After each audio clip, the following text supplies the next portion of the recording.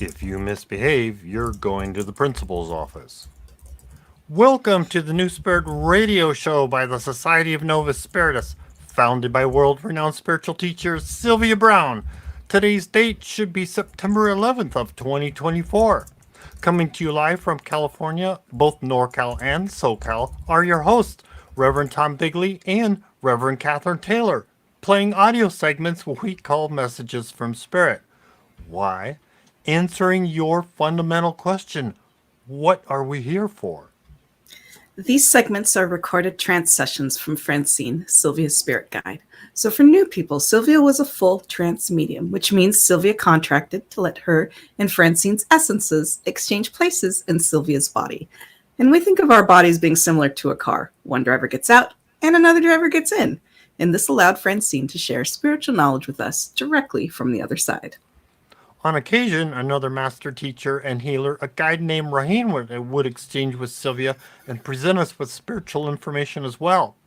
Francine and Raheim shared directly from sources like the Akashic Records, Mother and Father God, our spirit guides, Christ, and many others. And meanwhile, during trance, Sylvia would sit on a nice bench in a rose garden on the other side. And here are our hosts, Reverend Catherine Taylor and Reverend Tom Bigley. Hello, how's it going? Howdy, we are going. Fantastic. Our household has been ill for the last several days, so we're like, we're hanging out. I'm sorry to hear that. I hope everybody has a speedy recovery. Yep, we're working on it. We've downed half a bottle of chewable vitamin C's. We've consumed lots of chicken soup. And we've got Pozzoli to work on as well. So that's been fun. Good. Very good. Very good. Let's see. Oh, what am I? There we go. Okay. Well, we like to talk about welcome all the new people. Glad you all made it, as well as our concurrent people that return. How's that? We'd like to share our agenda, our outline, so you have an idea, why does this take so long? I mean, I look on YouTube and go, do I want to sit for an hour and a half, hour and 45 minutes? Well, hey, here's why the information is helpful and it's special, updated information. So our agenda is, we start out by talking about some announcements. Then we get into a fun activity called How Did You Use Novus Spiritus Philosophy, which I think I overtook everybody's turn last week. However, we move on to special prayers and a moment of silence. Then we share the trance segments. Then we get to listen and participate in a meditation by Sylvia. I later talk about some closing notes. And then, be patient, we'll get to the special prayer ceremony that we call a novena, and I'll explain about that later. Then I talk about what we want to appreciate for the next week, and we conclude with a prayer by Sylvia. Marvelous. I love it. Now, we like to begin with lighting a candle, and this week I have my significant other doesn't like this lighter, so I took it on. It's like a blowtorch thing when it works. Okay, when it works. I heard it. There we go. I'll try and light the candle without torching the... There we go. There we go. Okay, that works. That one's good for in the harsh winds. Anyway, we got that. So some announcements I want to share. Please do share, promote, like, subscribe. Click on the bell. That gets us out. Helps others learn about our philosophy and what we're sharing, and decide if they like to continue on listening to this. Also, you can donate by credit card, Venmo, or PayPal. You can go to the website, and those links should help you connect with that. Let's see, and welcome to all the new subscribers and followers. We are probably now like about 8 subscribers short of 7 or 8 short on YouTube of subscribers to get to 500.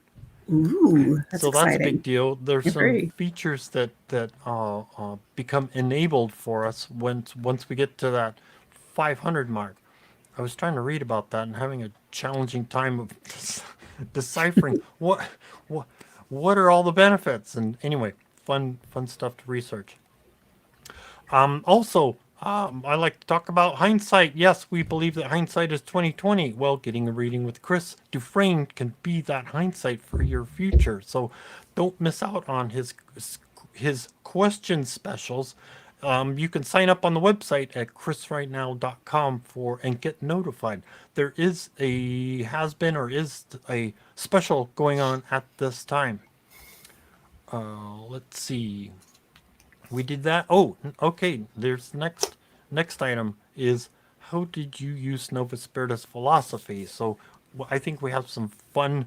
One, both of Kat and I each have something fun. I think it's fun to share, but also we want to hear what you've got, what you've shared in the last week, or what you've to have you share what you've experienced over the last week. It's always helpful because everybody gets to learn from that as well.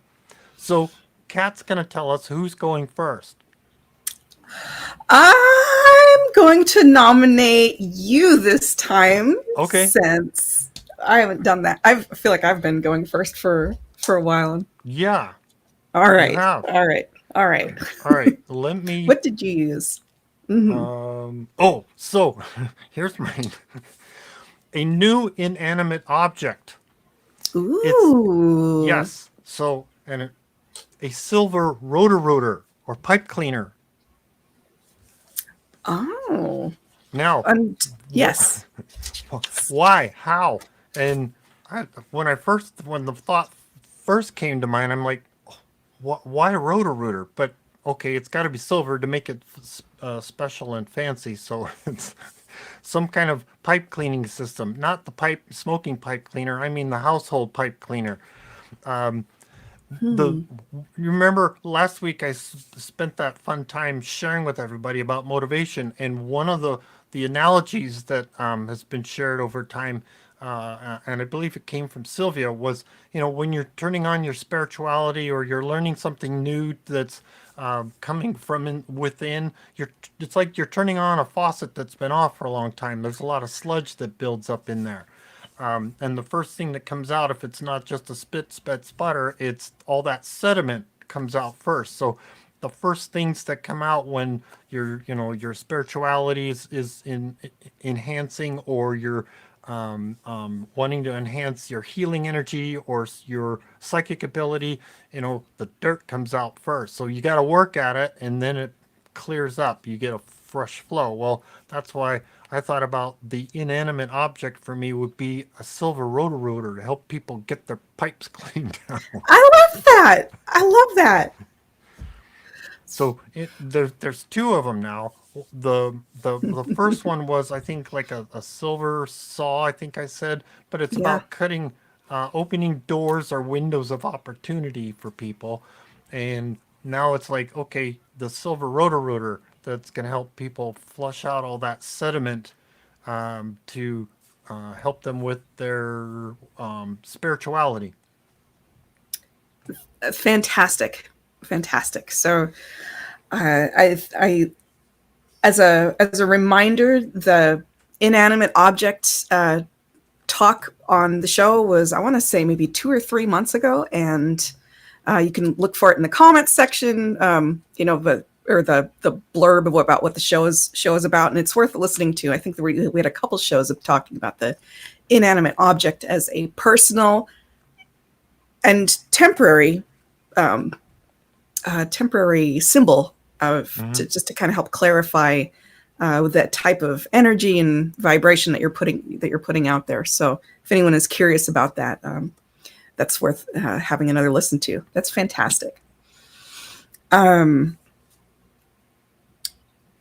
Well, and if anyone has done more work on meditating on what their own personal inanimate object is, or if you've picked a new one, because you can pick a new one at any time. They said about every 6 months you can pick another one. It'd be lovely to hear what if anyone has had any updates on that one.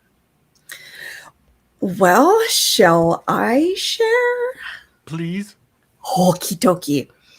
So I've been working on my flowers So the most recent one that I did was about loves, and I've only been able to really commit to 3, and that's interesting. So I'm still gonna give it a little bit more time, because I feel like these 3 cover so many things, and then everything outside of that would be like a baby pedal, like just a little guy. So the 3 that I have here, and I apologize for the camera adjusting. That's good. Okay, so number 1, God; number 2, loved ones; and number 3, learning. Okay. And now that I'm saying it out loud, I'm starting to think of a few others that I think warrant it. But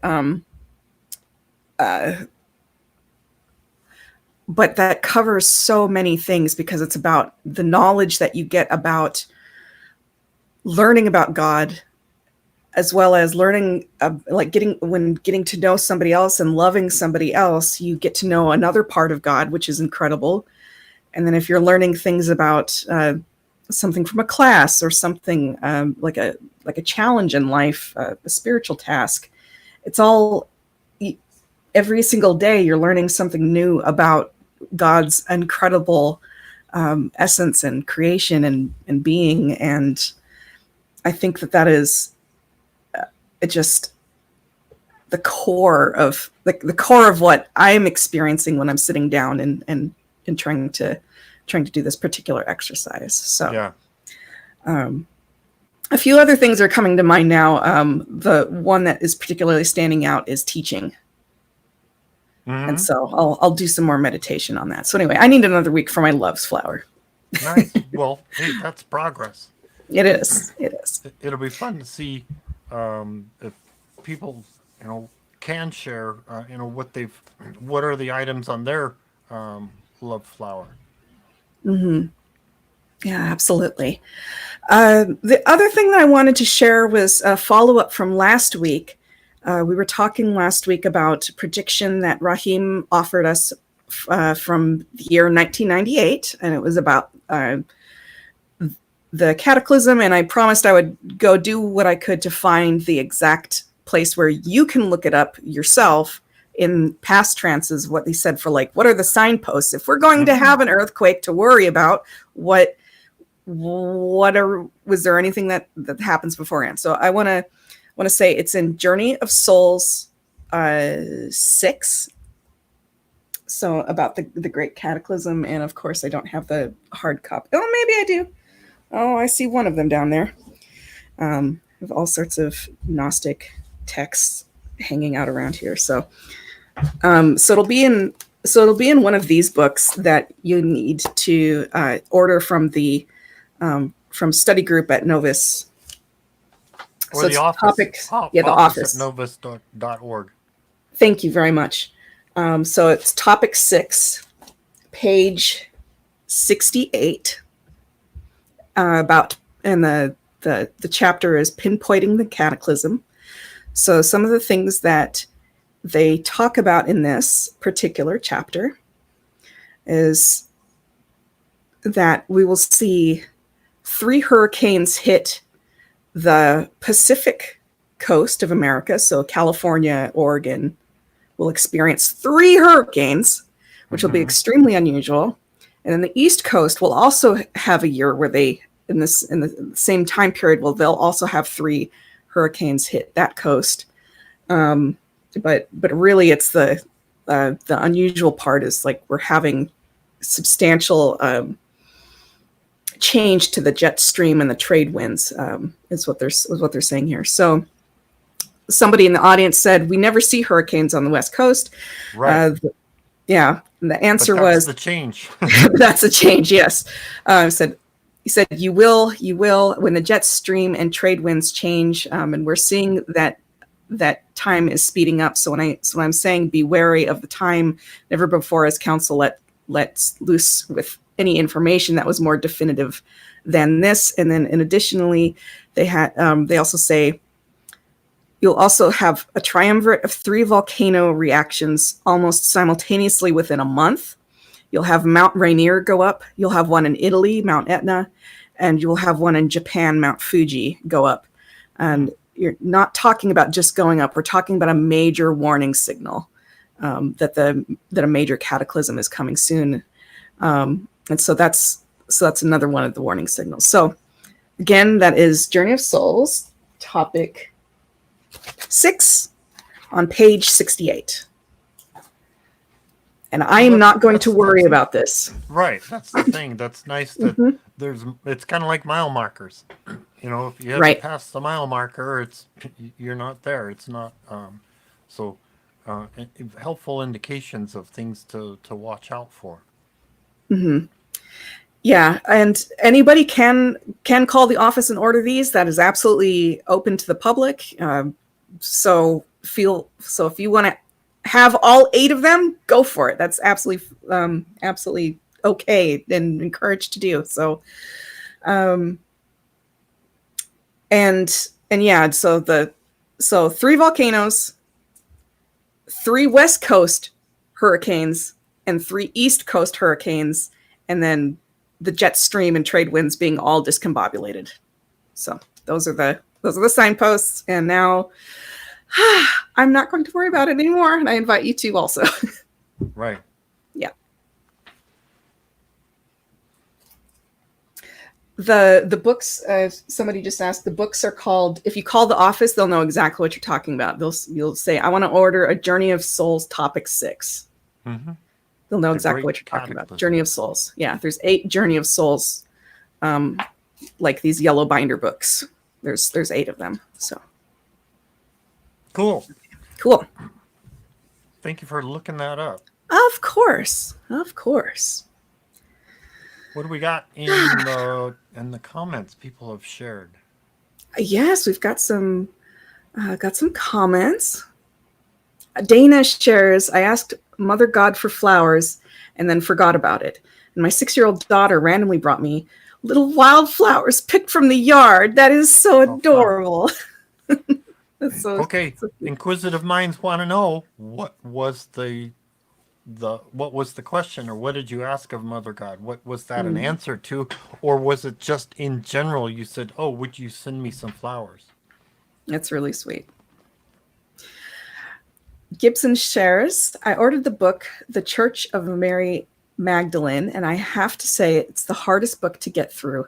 Just to warn you, this guy talks in a stream of his own thoughts and memories in depth and detail to the point that I just didn't care. I found myself skipping paragraphs. Don't let it deter you. Just know that it will be a while to finish the book. Oh, all right. Gibson shares, I've had a hard week since my mother just made her transition to spirit last week. I am okay, though, and we're sending you and your mother and your family and all your loved ones heartfelt prayers. I'm sorry to hear that, and just keep her in our prayers today. Mm-hmm. Mm-hmm.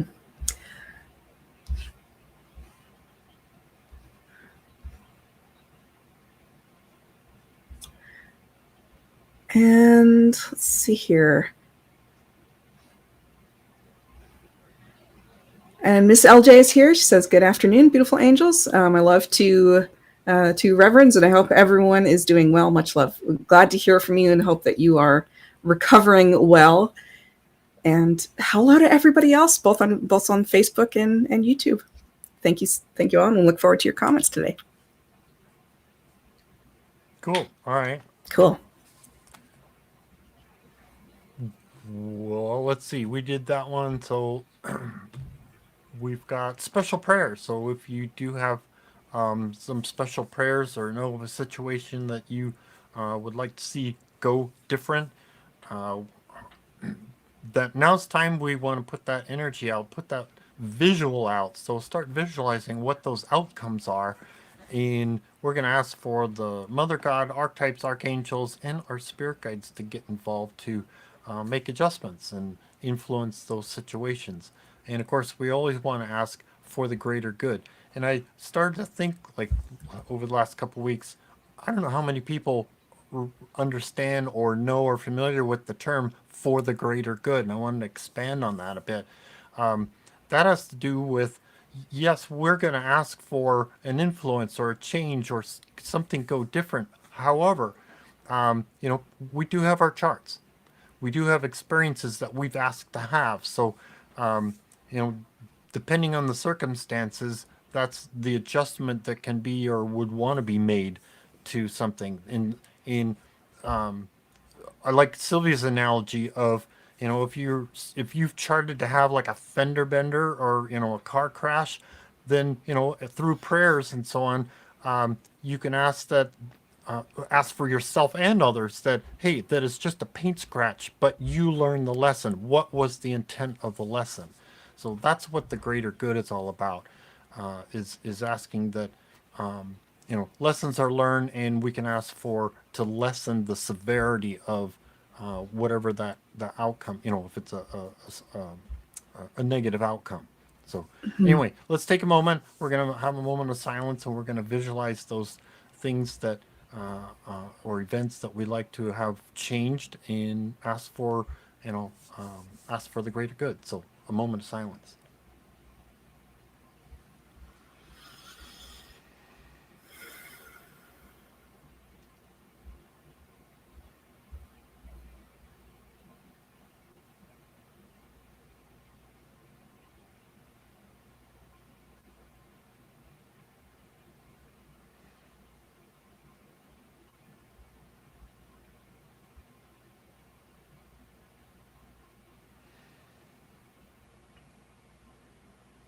Amen.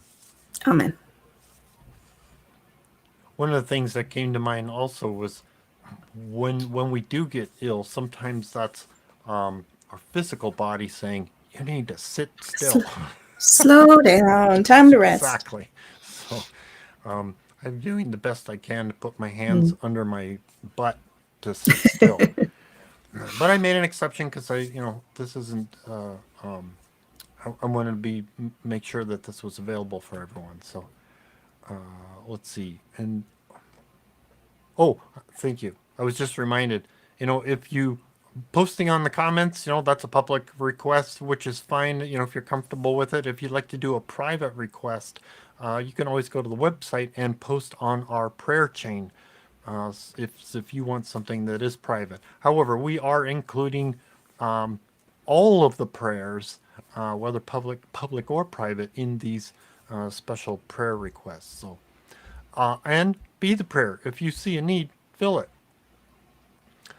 If you are streaming challenged and you'd like to jump on our conference call and listen by phone while we are live, that number is 888-534-2696.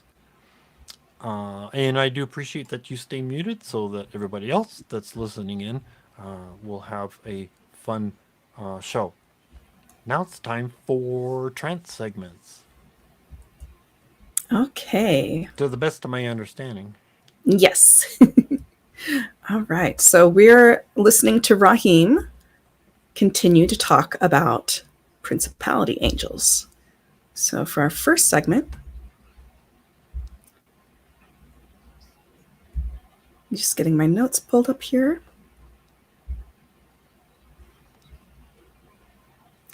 Okay. So principality angels heal people. Ask for a principality to walk through a person or child that's causing you problems.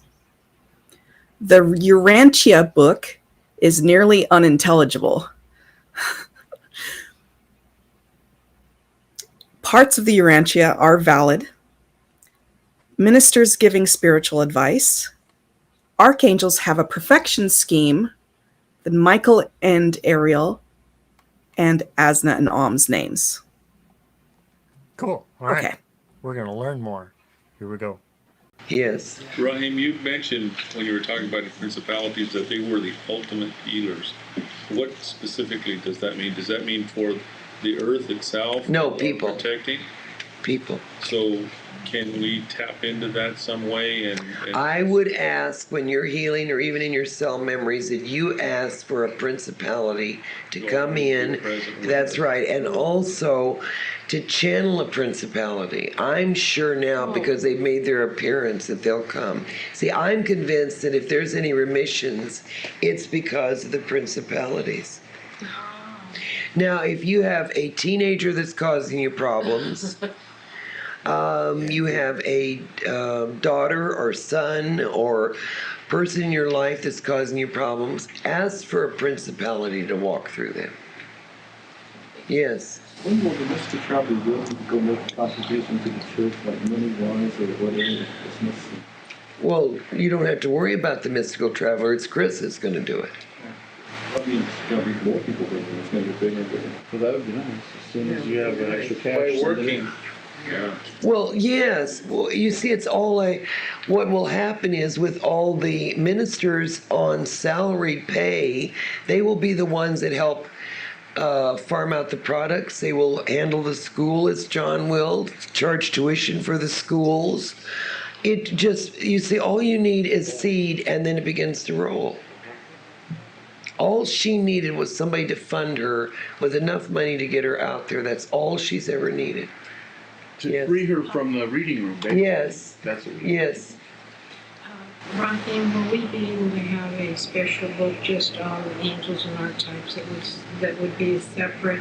That's what I want this to be. Yeah. And I really want to make the principalities known because there isn't that I know of except a little small excerpt of the Urantia, which nobody has read anyway and doesn't want to read because it's so laborious. There's not that much that's ever been spoken about the principalities. And I think that was for a very concerted effort or reason, is that there's certain things that are just too, not hidden or secretive, because as Francine says, and I agree with her, as we've told Sylvia, if you can think of the question, we may not know the answer right now, but we'll find it. But I think that's why it was hidden from us, because it was just too magnificent. Now, there's been other times in which planets have come to an end because their schematic had ended. We have never read anything because every planet has a very big, long, drawn-out archive history. We have never heard of a principality ever showing up. Yes. The Urantia was mentioned in the creation journey, and I wondered about that. What is it? Is it? It's a Something miserable written? big tome book. Yes, it's in the library. As Jean and some of the other ones will tell you that have been around, Sylvia tried to plow through it, and it's just miserable. Who wrote it? A bunch of so-called psychics, channelers, mostly from UFO sources. and they were some very bright, and there's parts of it that are very valid, small parts of it about the life of Christ, but most of it is just so esoteric. So it was written recently. Oh, no, it was written about the turn of the century. It's very big and very ugly. 2,000 pages. 2,000 pages of just a lot of gibberish. Yes. Couple items. First item, I had noticed that all of Sylvia's lectures are carrying a greater and greater healing for the people, which would make sense if With the principalities. have visited us. That's right. And they are, as it were, the divine wind. Please, I'm not trying to diminish Sylvia's ability because we do know that she's chosen. But please, you've all got to take credit, not just Sylvia, for the principalities coming, because the whole movement is what the principalities are interested in. Because Sylvia would be very upset if you just said she brought them in, because first of all, that isn't true. Secondly, she doesn't need that for her ego. No, she doesn't.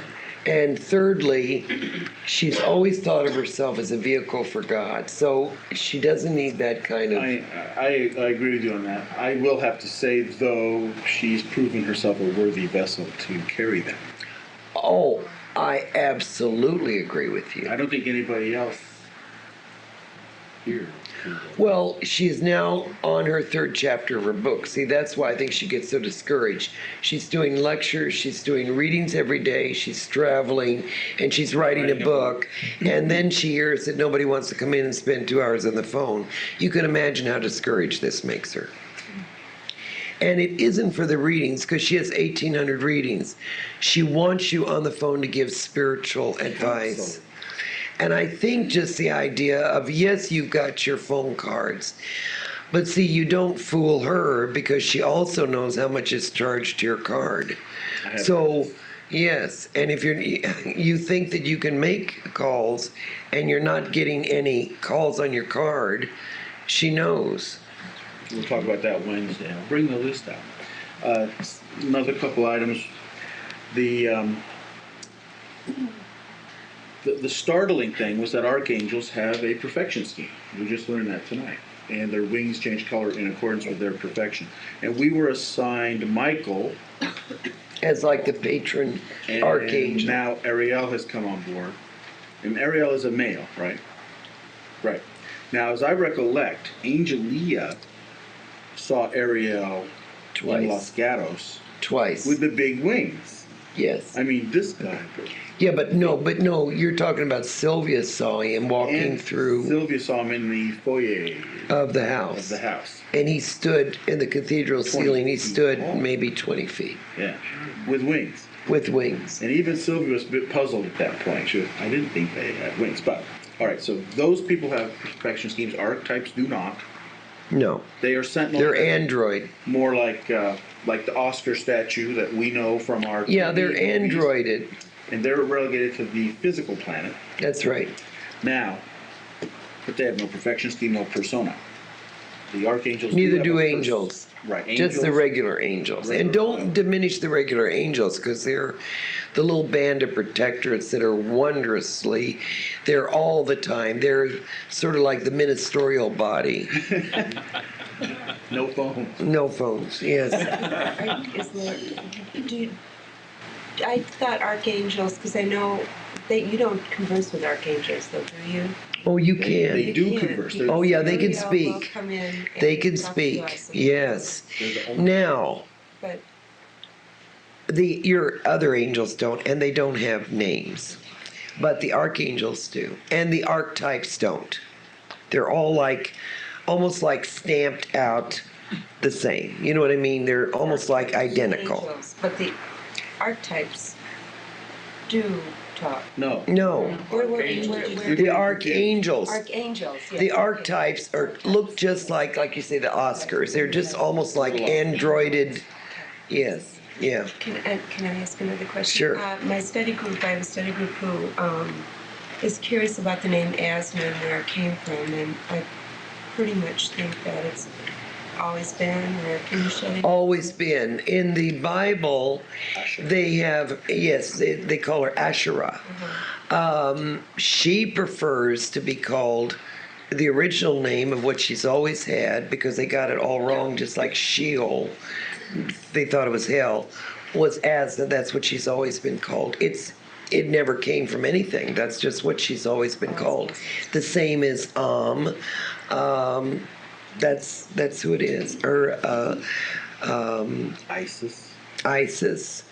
Or Theodora, Sophie, Athena. But her original name was Azna. And it's amazing because the ancient writings have her as Asherah, and in the interpretation or the translation, it actually is not Asherah, it comes out as Azna. But that's the definitive name, because Asherah goes back farther than even Isis or Theodora. And you can check this within the biblical text. Couple more. It was taken from the Babylonian texts. They were taken from the ancient Persian texts. That goes back to the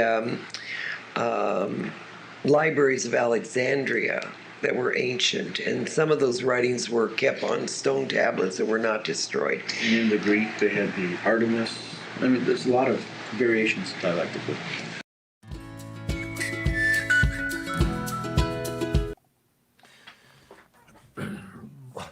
interesting to hear the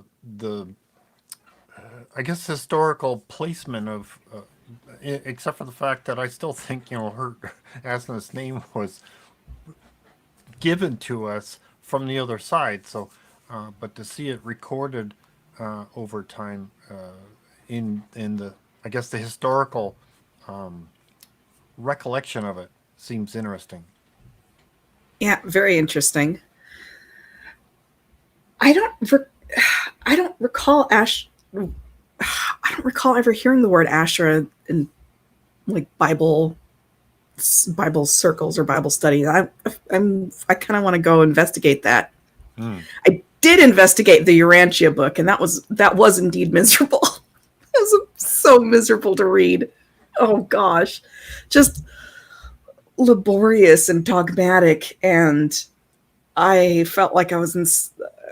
Oh man. Anyway, the part that Raheim said is valid in the Urantia book. In case anyone missed it, he said that some of the life of Christ parts were valid, but everything else is like there's like super universes and like all these it's so strange. It's so just as you said, esoteric, right? Just meaning very very dogmatic, and yeah, it felt crazy. It felt like I was in somebody's crazy brain. Anyhow. So no direct relevant context of. I didn't see anything Love in there God, that was do relevant. good, and then shut up and go home. Right.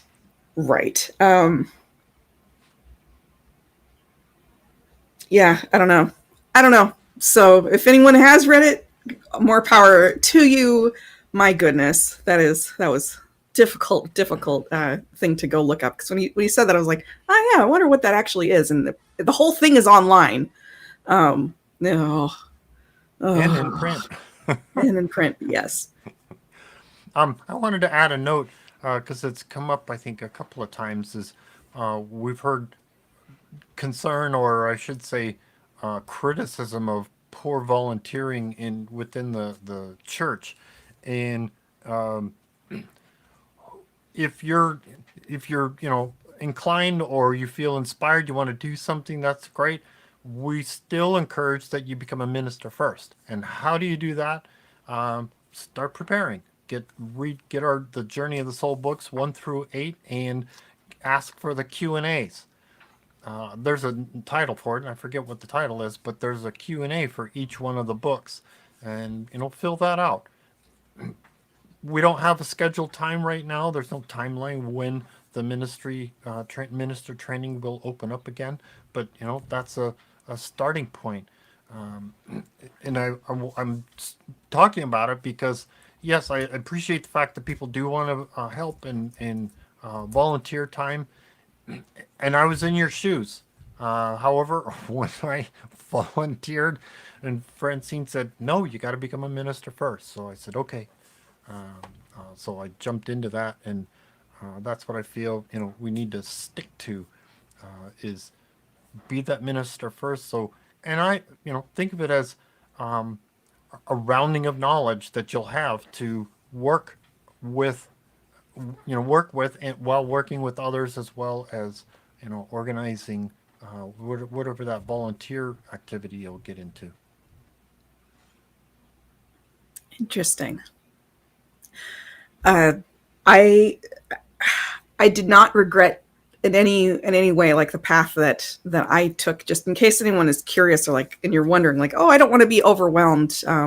It's been really very lovely working with other ministers, and Tom and Ellen and some of the folks who have been here for a very very long time. It's a good experience, and it is a great way to help out and to volunteer and find fun, cool things to do, and things that just need to get done, honestly. Oh boy, yeah, a lot. If anyone has a love of librarian type activities, there's certainly a lot of opportunity for it. So yeah, that's good stuff. Somebody asked a question about stone tablets from the Library of Alexandria. I don't know much about this, but I do know that there is there was a royal library of Ashurbanipal, who was the last great king of the Assyrian Empire, and there was 30,000 clay tablets and fragments containing texts of all kinds from the 7th century BC in various languages, so including the Epic of Gilgamesh. So I don't know if that is what Raheim was referring to, but 30,000 clay tablets is a lot, and that probably gives us an idea that there's probably there's probably a lot of clay tablets or stone tablets that were in the Library of Alexandria as a recognized form of a library back in that time. So interesting stuff. All right, so Any comments? yes, we do have some comments.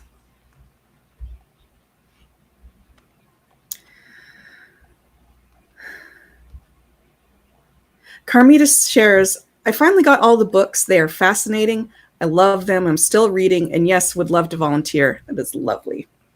And cheer you on. Aaron says, can you become a minister without being in the States? And does it matter where you live to be able to become one? I'm not going to, don't quote me, but I would say it's probably fine. I haven't heard that there is an issue with that. Yeah, all of my minister stuff was through like remote classes on Zoom, and we had people all over the place, and it was a really, really nice time, and we worked on talks and worked on our public speaking, and man, it was just a lovely time.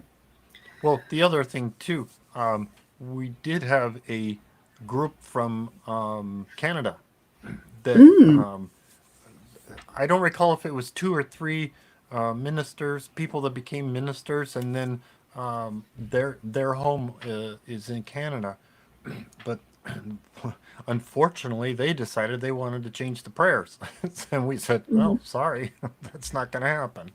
So they have gone on their own.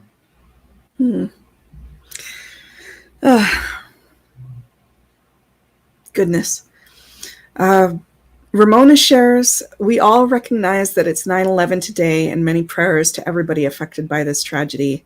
Amen to that. I know I've been kind of feeling the energy of that today, and I've had a few conversations with some loved ones about it, just to kind of process our various experiences, and just know that we're sending love out there. And I appreciated Tom's comment last week saying that 9/11 served as a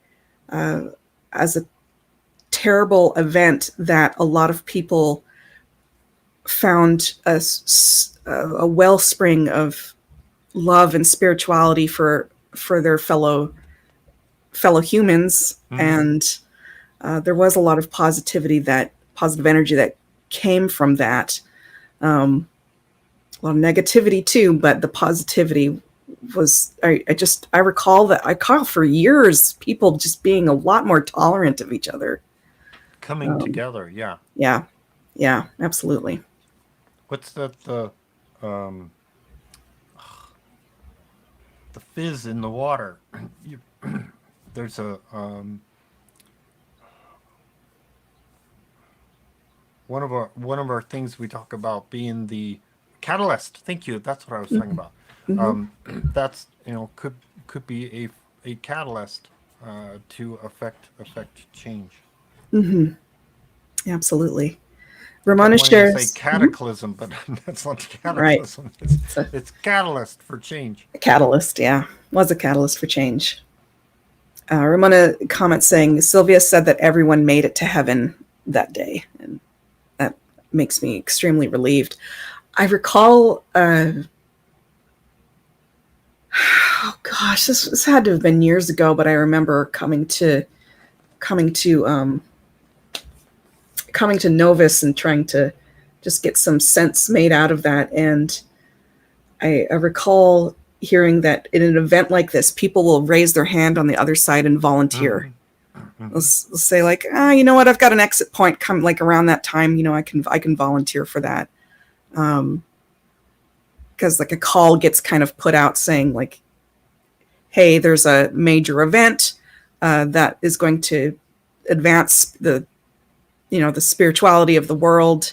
Would anyone like to volunteer for that? And so, and people do that. People do that, not just for 9/11, but all across the world and history. Jorge says, I was in the military in South Korea when 9/11 happened and everyone was panicked everywhere. Oh, God bless. Tammy shares, correct me if I'm wrong, but I believe I read in one of Sylvia's books that the numbers 9 and 11 are Azna's numbers. I certainly know 9 is a very spiritual number. I don't remember 9. We'd have to look that up. I don't recall off the top of my head. Yeah, I don't recall 11 isn't ringing a bell for me, but that doesn't necessarily mean there isn't something somewhere. So if anyone knows, be happy to read it. I recall 9 is everywhere. Number 9 is a special number. But yeah, if you find something, let us know where you see that reference.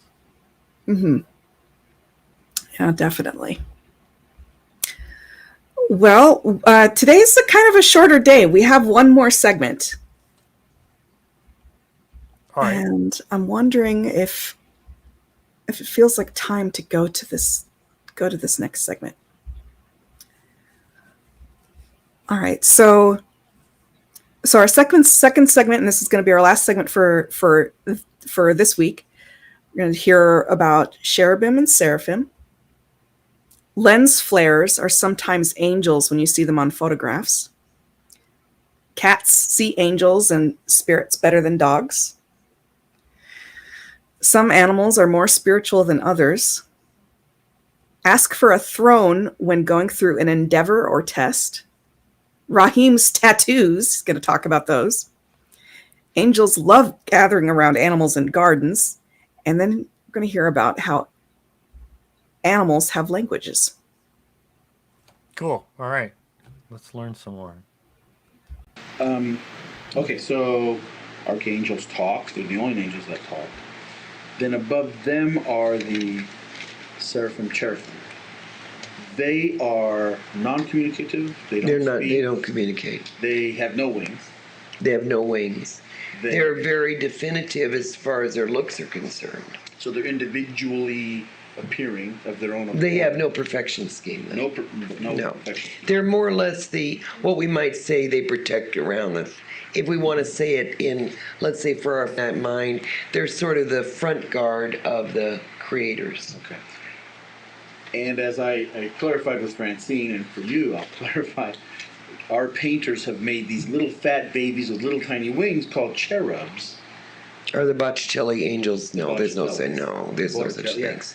No, those aren't the cherubs. No. This was the way the church had of trying to talk about babies that got caught in limbo, which is no such a thing. Those aren't pagan babies? No. And no wings. No wings.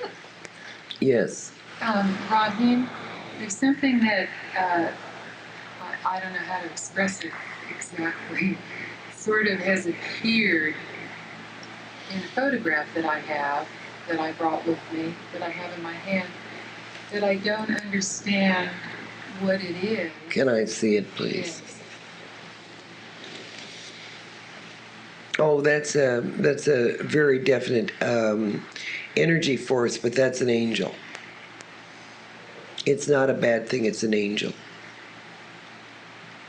Yeah, it's an angel, and you'll catch them. A lot of people think they're lens flares or whatever, but they're angels. You'll catch them on a right night. Mm-hmm. It's very fluky. You mentioned the choirs come from the Cherubim and the Seraphim. So they can sing. Oh, absolutely, But they just don't communicate in speech with us. I think they communicate with each other. They don't. I don't see any reason that you would go to the Cherubim and Seraphim. No, I was just trying to clarify. Yeah, but I don't think that we necessarily talk to them. Yes. the thing that happened was it seemed as though there was something in the room that evening. And I had decided I wanted to take some pictures of the animals to make my aunt happy because she loves them so much. Right. And I just started taking little random photographs. And then it seemed as though there was something in that area of the room. And so I took this photograph to see what would come out on the film. And it looks like the cat was looking right at Absolutely. it. Cats can see They'll play. spirits. Cats can, and in fact, cats can see spirits even more than a dog can.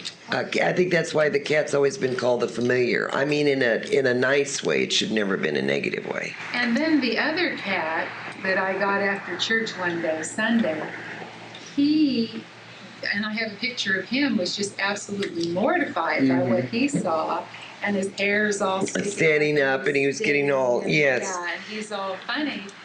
But The other one isn't. she enjoyed it. She just sat there and watched it. And then after that, she posed for photographs. Oh, absolutely. And she But was you just see, anything thrilled. that's different to some animals, it's just like if an angel appeared in here, I'm sure some of you would be a little bit frightened, but the majority of you would be, oh, there's an angel, Like she was. like she was. And animals do have advancement of the soul. They don't have to reincarnate, but there's certain animals, as you well know, any of you that have had animals, carry with them more of us. Some animals are far more spiritual than others. They just do, their personalities. I call them messengers. on What the- is the sort of pinkish thing on the side of the face? It was what they were wearing. Because they dress in beautiful gossamer clothes. They can change colors and scarves and, Yes, Excuse me, as the veil is thinning, it will more and more come through. Yeah, see, I would have been thrilled just to see one principality. But seeing three, and it takes a lot for me to be, I guess say astounded. And I was very astounded, which of course sent me right to the archives, right to Nouveau to research and talk to everybody that I could get my hands on to ask them why. Because I didn't know but what this was a prelude to maybe some negative thing that they were there to protect, but found out it was very positive. But that's when I was told by counsel from Nouveau that these are, and the words that were used were very sinister times, and that sounds very ominous to me. And the nuclear things that are being put off, the killing of babies that are happening, mothers are killing their children, children are killing their mothers and fathers. Schools are battle zones. Schools are battle zones, and that's why we've got to protect our children from that. Yes. Since the thrones are a part of Azna. Azna, she's the activating force. Absolutely. If you had a creation or a test or an endeavor, would you assign or would you ask for a throne? Yes, I Be a would. part of that endeavor? Absolutely. Because they're more the activators. Now, if you need the healers or more the protectors, although they both can interchange, I would ask for the principalities.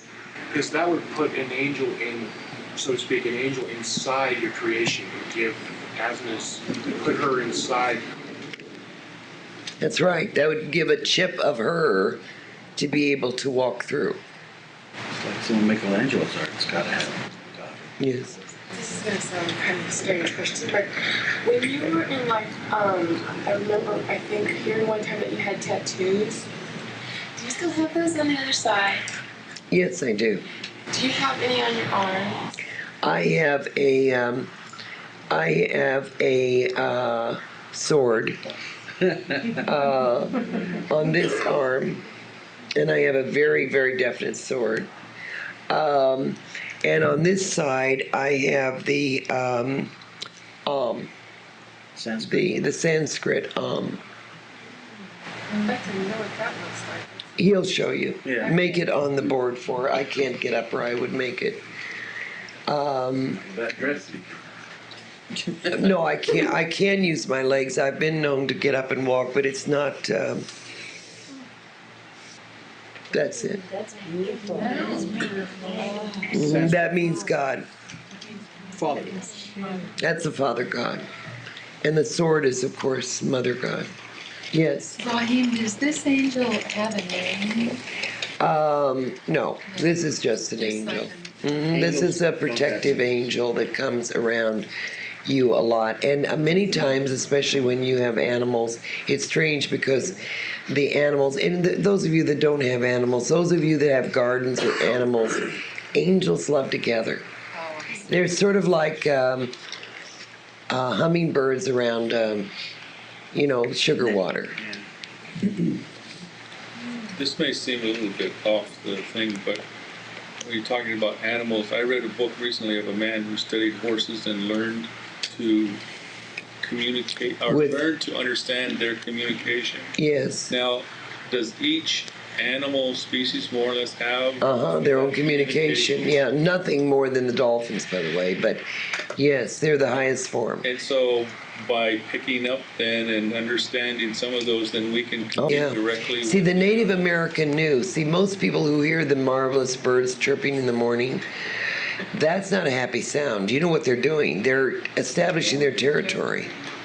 They say, oh, listen to the beautiful birds singing. No, they're saying, if you come over here, you'll get it.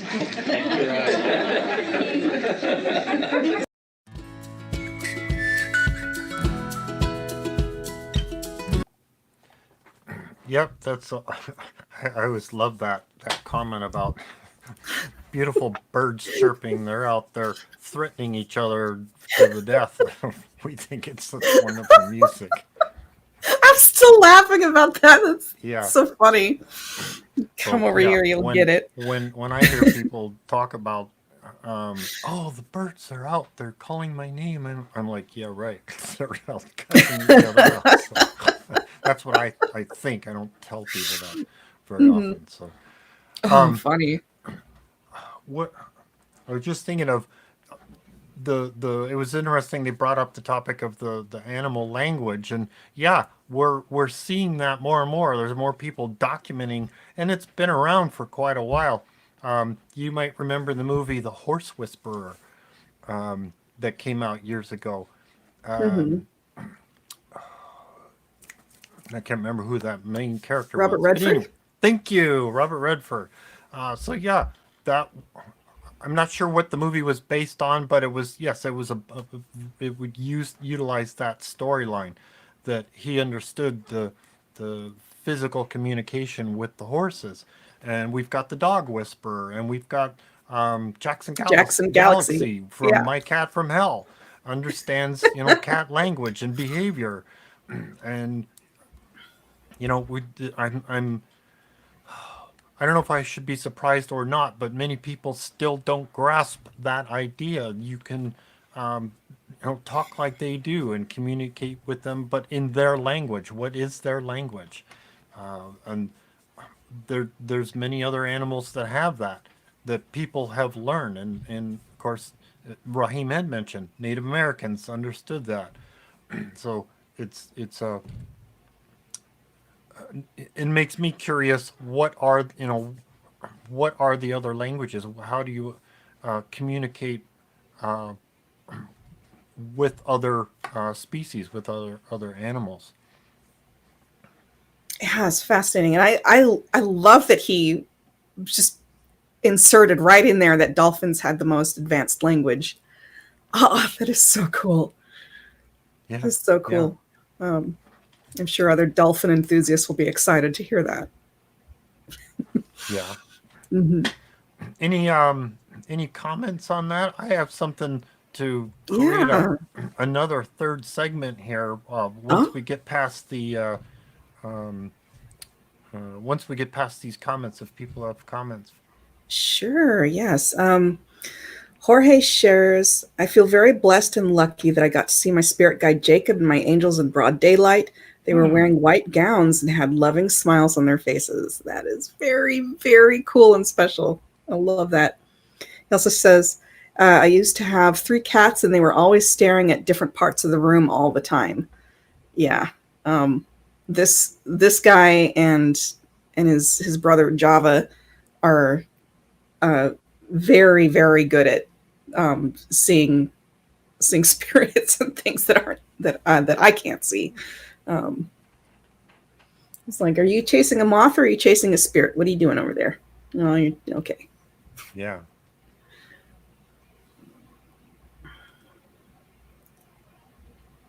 Let's see here. Other.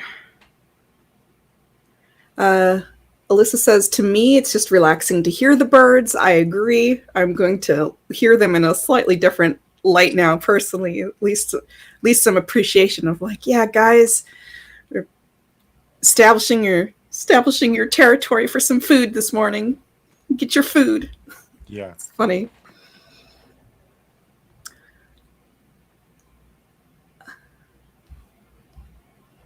And Alyssa also shares, my dog would always bark at things that weren't there. Yeah, it's interesting. Mm-hmm. Well, I think that's it for our comments. What did you have? Well, somebody had emailed into the office, and because they emailed in, I wasn't sure I should mention who, but if I get in trouble for not, that's okay. So this person listened to the show. They gave us accolades and enjoy it, and she's been reading Sylvia's books since they were younger. Well, sorry, I'm trying to reread these notes here.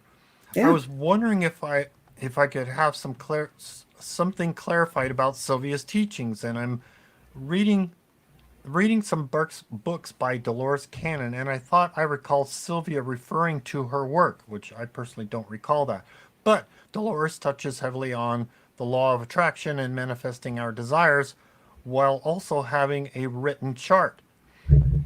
I was wondering if you could clarify what Sylvia's opinion was on this subject. I'd be extremely grateful. I have asked Chris in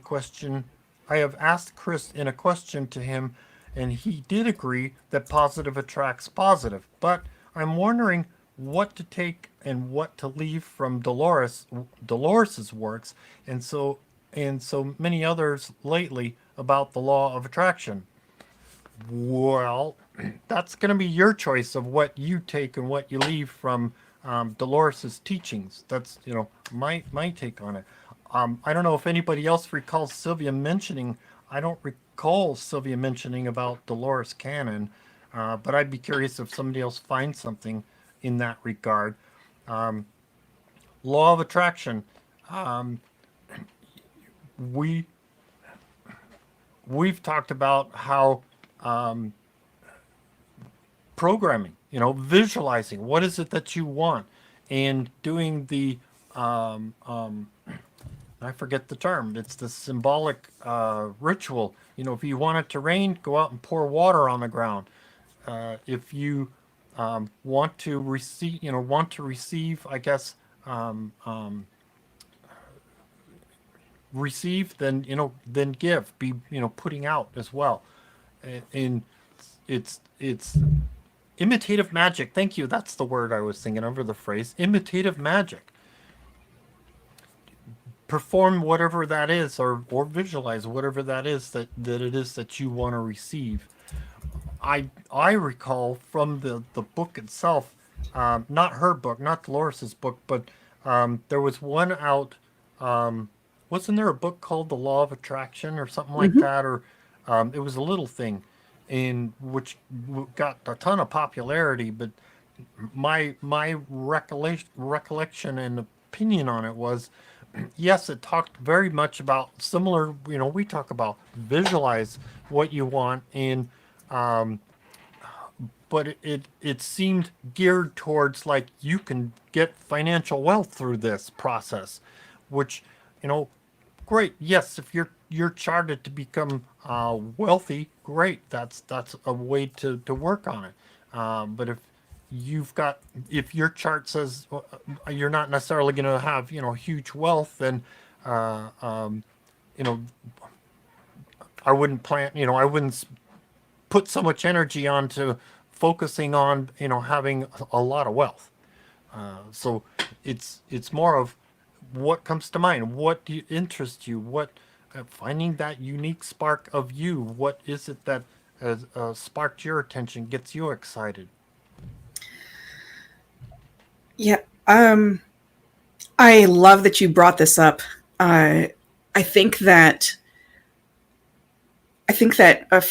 for me, whenever the law of attraction whenever that comes up and manifesting comes up in a conversation out there in the world of what comes up for me is exactly what you just described with regards to programming. All of the things that we've talked about with programming, even making like stick figures drawings or writing letters to the universe and including a timestamp of when you need it by. Those are all to me, that's the oh gosh, that's the bridge. Yeah. That's the bridge where I start to get frustrated, especially when it starts slipping into like prosperity gospel.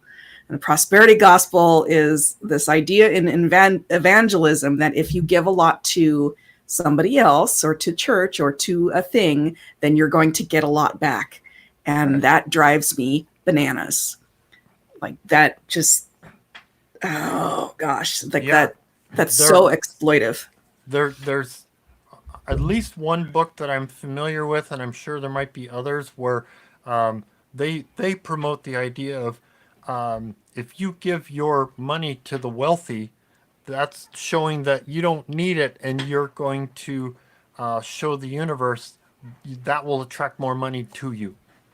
And yeah, that's like, to my opinion, and Sylvia, I recall, was talking about it. That's just silly. Make use of it. Yes. Make it useful. Wealthy Yes. people aren't necessarily, make use of that money that you give them, but giving to a charity, that becomes useful. Yeah. Money's hard to come by. And Raheim and Francine, as I recall, have talked in the past about like, okay, if you're going to give to charity, how do you do that?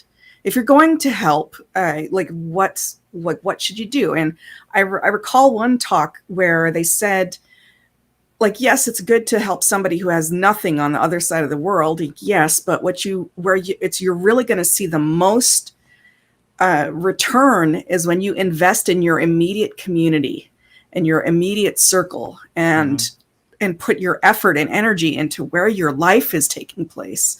And that, I think, absolutely applies to programming, to manifesting, however we want to say it. I'm just going to say programming because that's what we're familiar with here in Novus. But the like prosperity gospel drives me insane though, because the idea that they're saying is like, oh, if you give it all away, like, no, that's the opposite of what manifesting and programming is about. You're supposed to take something and like symbolically hold it and say like this, I want this to come to me. So if you have like a $5 bill or something, then you put it someplace where you're going to see it, and you envision like this turning into a pile of $5 bills and $50 bills and whatever. Right. And not just giving it, not just immediately giving it away, please. Another step in that direction is, okay, you got two $5 bills, put one up and say, I want to see this, visualize that increases the number of those, or put a 20 or 100. But, oh, by the way, take that second one and give that away. Yes. And say, okay, I want this, I want this to, there's an expression, I want this multiplied by 10,000. Yes. Yes. Yes, absolutely. I also recall in the programming talks that we've had that when you are trying to program for more affluence and money, for one, think about specifically where what that money is that you want to be doing, and ask yourself, would you be better off programming just for that thing? So if you need to get a free car or a cheap apartment, instead of asking for money or something like that, say, no, this is the object that I want, and draw the object out. Cut the object out of the thing that you want and program for that, and you'll find that the universe is a lot more helpful. So that's one aspect. And the other is about it's like, okay, so how do we balance this out in a way that it's for the better good? And you always have to put in there where we're told that when we're programming, you want to say, I want affluence, and Azna, I commit to giving like 5%, 10%, something like once my safety net is secure, I promise that I will help other people who are in, that you send my way. If I'm able to help them, I promise I will, or something like that. You just want to figure that out with God and then commit to it. Mm-hmm. And that's for the better good. You always want to put for the better good clause in there for when the you're doing greater good. For the greater good. Yes, for the greater good. And so for me, I have my little thing that I always make sure to give to Novus every month. And that's to me, that matters. That matters. And I'm always going to do that. So cool. That is for my better good. Anybody posts comments? I'm sure they did, because I got so wound up talking about that. So let me switch gears.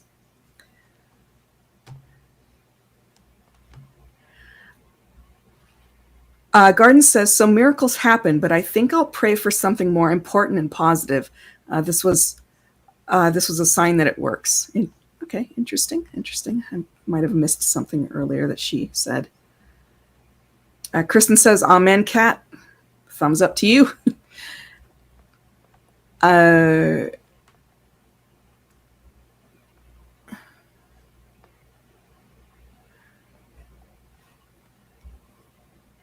see here.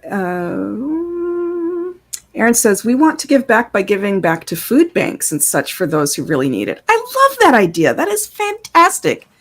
Guess what September is? What is it? It's the fall equinox. And if you listen to the Sunday service at the beginning of the month, I mentioned about what are you going to give to express, what it is that you want for the coming year. And that's encouraging of, donating gifts to some, in some form. Typically when we had in-person services, food would be brought, and those would be taken to a local shelter in the Campbell area. And I've actually I do a monthly flyer in my neighborhood for real estate, and I also do a food drive. So I've collected and donate. No, I've been doing that, but I thought, this is a special time for doing that, being September and the autumn equinox. So consider that great for the autumn equinox. That's fantastic. I love that. I absolutely love that. And food banks do make sure that food gets to the right places. So I think I'm gonna make a mental note on my flower pages. Donations or donation that's right. Azna came through really, really strong, actually, and I forgot to mention it earlier. With regards to programming, I was very specific and said, here's what we're looking for in a new place. And everything happened so fast, it made my head spin almost. Wow. It was so fast. It's like within message went out, message received, saw the place, signed on it, all within just a couple of hours. It was crazy. Wow.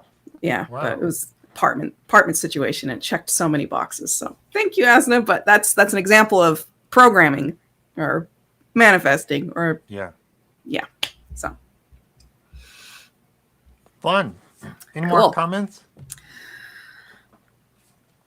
Tammy says, correct me if I'm wrong. Shoot. What just happened here? I think I apologize that something kind of glitched out over on YouTube. All right. Let me take a look.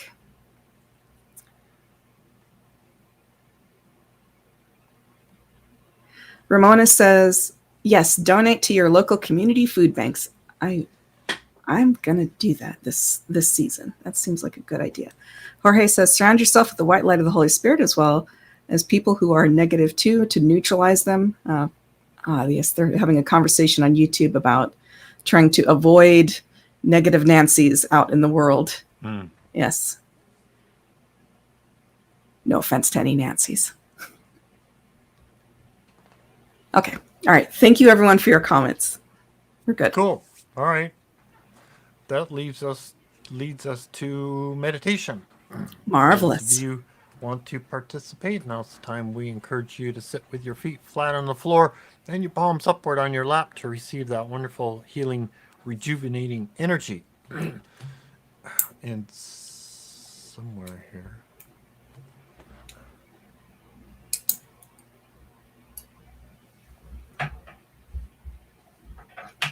All right. And for those of you that need to pay attention to what you're doing, don't pay attention to us, but by all means come back and listen to these wonderful meditations in the on-demand.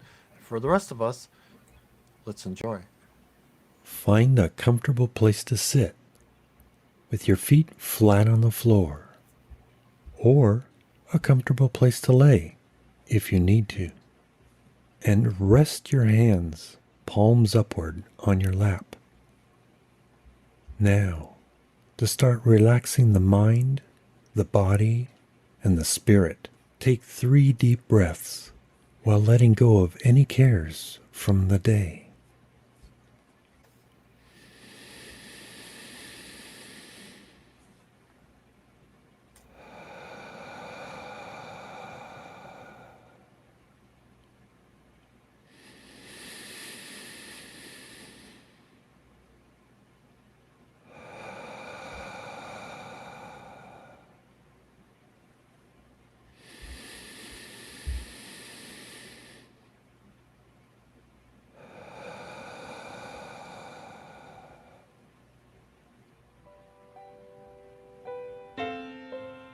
Window to the other side.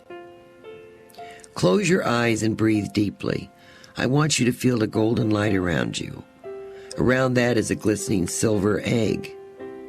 It is almost iridescent opal, with prisms of light, and you are cocooned inside, sitting in the lotus position.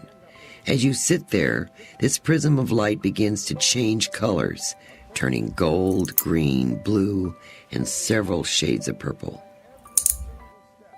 The purple now seems to bathe you in the light of spirituality. Feel it move through every cell of your body. From your lotus position, you now lift up your face. The purple and gold lights bathe through, and you stand and you stretch. Your arms extend freely out to their fullest length. Suddenly, the visions of Azna and Om, our mother and father, appear on either side of you, blessing and loving you in front of you. A hole forms in the iridescent egg and becomes a window. Through the window, you see the green grass and the hills of home. You see the other side's sweeping meadows and beautiful rose-colored light. At that moment, all the loved ones who have crossed past before come toward the window, reaching out to you. You cannot yet reach them, but you can put your hand through the window and touch the ones from whom you have been separated. You see their faces, you feel their love, which they are sending to you. See how much they care. They are waiting for you because you will always be together. By this reality, they give you grace. That picture dissolves, and in its place, the beautiful opalescent egg surrounds and protects you. I want you to walk around with that egg for this coming week. You will not ignore that which you don't want to see, but for a while you will keep yourself sequestered to heal. Then you can break down the sides. Keep it close so that for a week your soul is allowed to expand in this cocoon. You are still loving and giving, but no one may hurt you or spoil your ideals or the reality that is you. Feel a healing quiet and never feel alone. Now, on the count of 3, come all the way back with that wonderful feeling. 1, 2, 3. Fully alert, fully awake.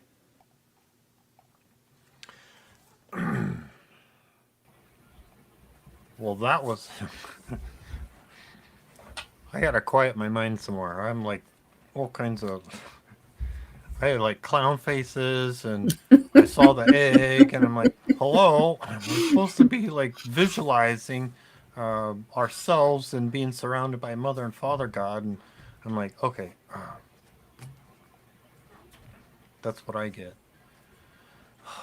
What else do we do in here? We did the meditation. So, well, if you have any questions about what we shared, feel free to post on chat or email us questions. And thank you for whoever emailed that person that emailed us that question. Yes, thank you. Send it to, however, send it to cat@novus.org or tom@novus.org. Because the office isn't going to answer the question. They're not supposed to. That's our job. Or send it to, what did I say? newspirit@novus.org. We appreciate listeners both live and on demand. Show your appreciation for New Spirit Radio by sharing, promoting, liking, and subscribing. Let's see. Check out our websites, novus.org, sylviabrowne.com, and chrisrightnow.com. Yes, you'll find us on Facebook. You'll find us on YouTube. And what else are we doing? Discord. We have study groups. You can start a study group and you'll learn more about our philosophy. Also, there's monthly Sunday service.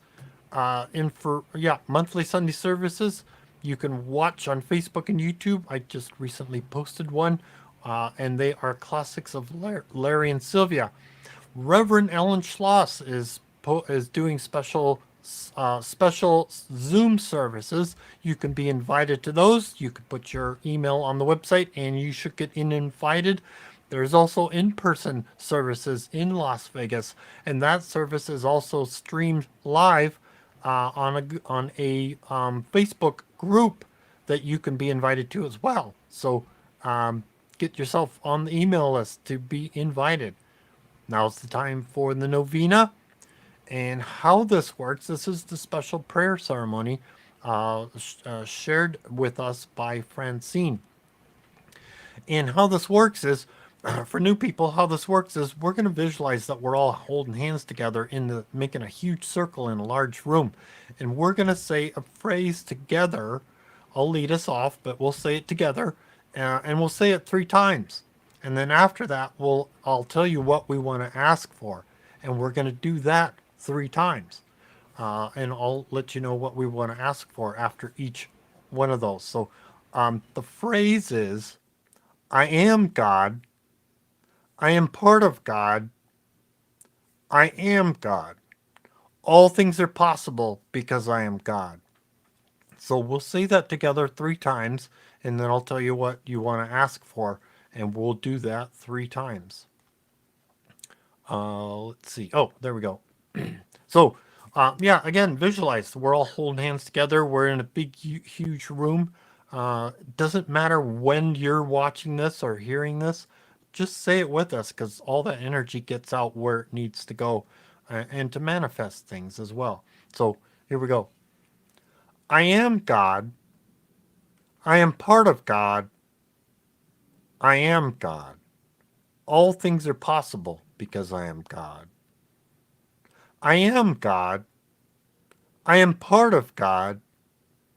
I am God. All things are possible because I am God. I am God. I am part of God. I am God. All things are possible because I am God. Now, ask for things for yourself.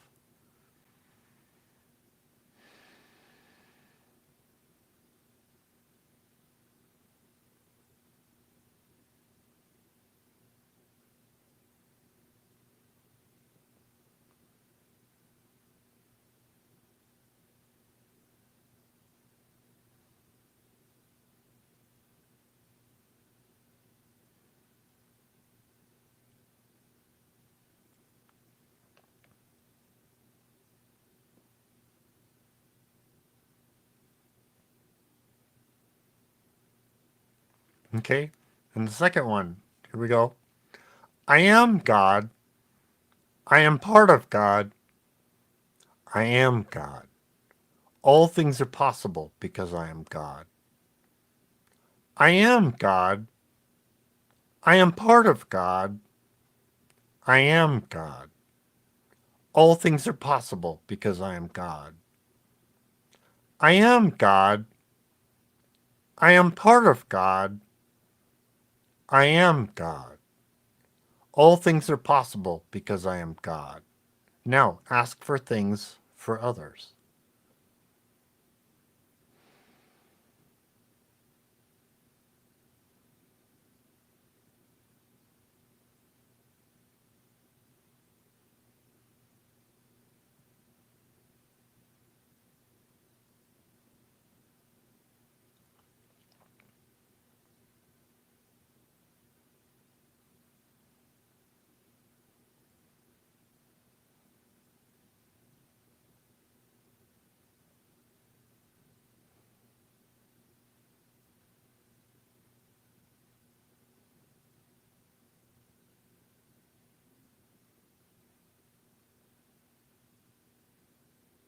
Okay, and the last one. I am God. I am part of God. I am God. All things are possible because I am God. I am God. I am part of God. I am God. All things are possible because I am God. I am God. I am part of God. I am God. All things are possible because I am God. Now, picture our light going out like a beacon of light for others seeking this spiritual knowledge. And now I encourage you to think about something that you're appreciative of that's happened in the past week or month. Hold that memory and think about that. Carry that memory with you throughout the week. It'll help you stay elevated emotionally and spiritually and emotionally elevated and keeping you uplifted.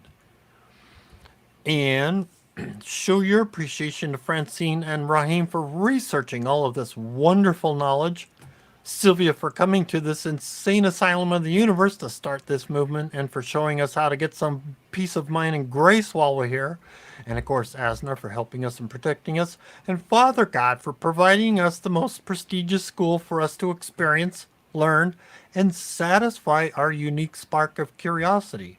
And of course, appreciate Bob Engel for some of the graphics and audio. And of course, Sam and Javon, we should hear about soon. We appreciate their wonderful intro outro music, which is our theme music.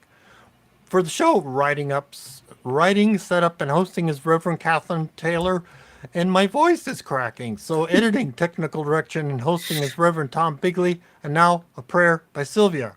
The candle went out. Oh well. I'm going to share.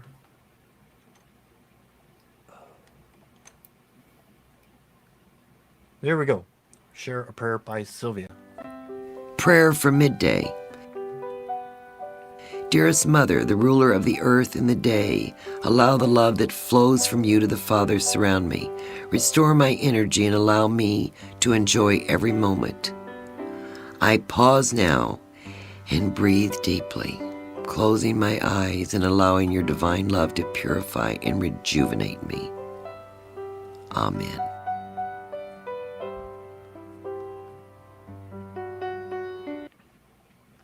And Kat's going to tell us.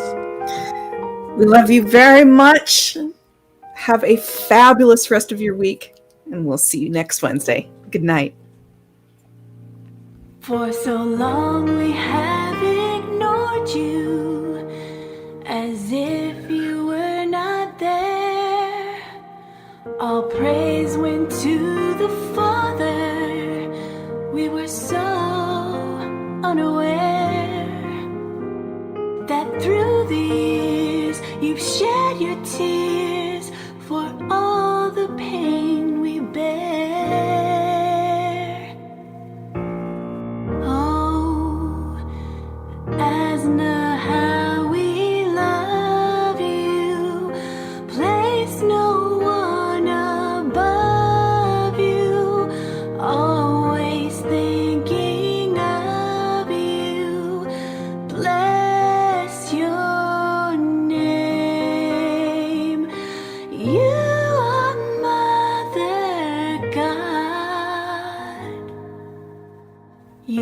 planted every blade of grass, creator of the stars. And when I'm feeling down and out, you mend my broken heart. So now I sing this song of thanks because of who you are. Oh, Azna, how we love you. Place no one above you. Always thinking of you. Bless your name. You are Mother God.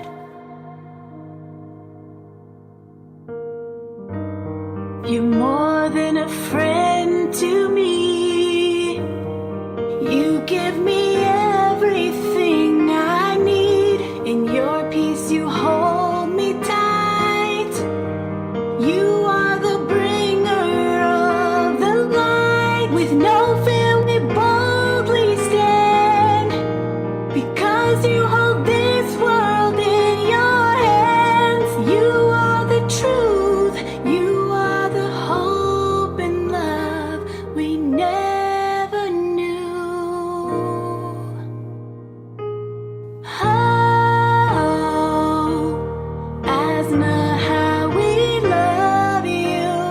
Place no one above you. Always thinking of you. Bless your name.